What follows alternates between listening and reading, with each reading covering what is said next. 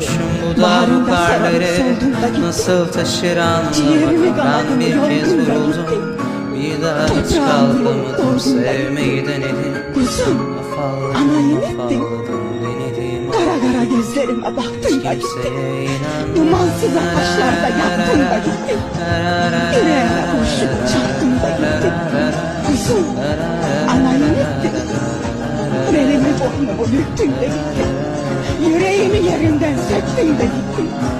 Bağrıma ataşları döktün de gittin. Kuzum, anayı ettin. Dünyayı başıma çaldın da gittin. Yüzümden gülümsemeyi aldın da gittin. Dermansız dertlere saldın da gittin. Kuzum, anayın ettin. Dönülmez yolları aştın da gittin. Sığmadın tabutlara taştın da gittin. Hiç kimse gelmiyor, bırak beni konuşayım. En azından bugün de sonbahardayım. Soracak